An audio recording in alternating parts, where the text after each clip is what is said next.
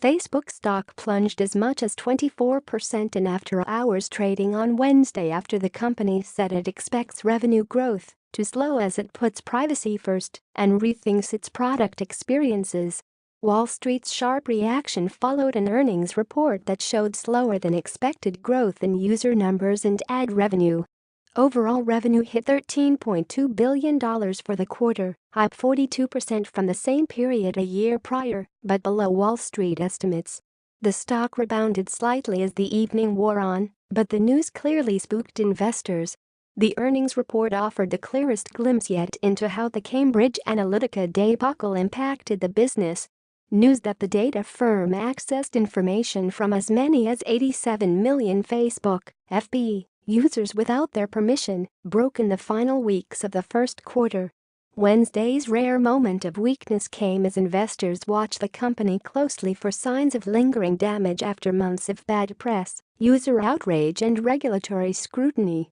During a conference call with analysts, Facebook CFO David Wenner said sales growth may decline as the company prioritizes new formats like stories and offers users more choice around privacy. Wenner said a focus on putting privacy first in its product development process will likely have some impact on revenue growth. Complying with sweeping new data protections in Europe also will have a modest impact on growth. At the same time, Facebook expects its expenses to grow. Wenner said the company will invest billions of dollars per year improving safety and security after a bruising period of headlines about Facebook's role in enabling fake news and election meddling. "We think that's the right thing to do for the business," he said.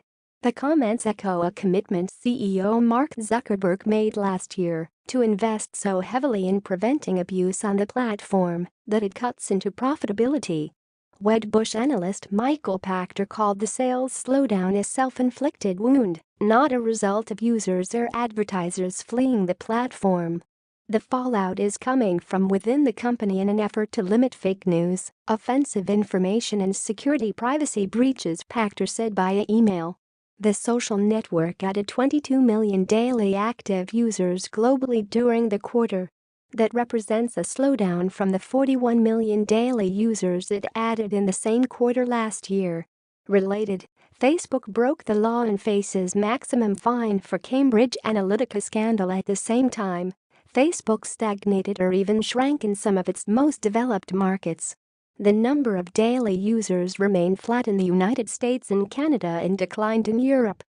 Facebook had 279 million daily users there in the second quarter, down from 282 million in the prior quarter.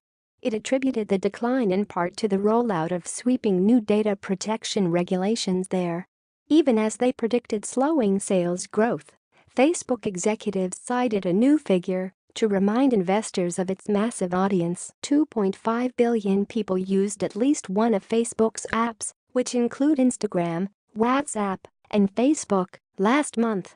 "We believe this number better reflects the size of our community," Wenner said. Facebook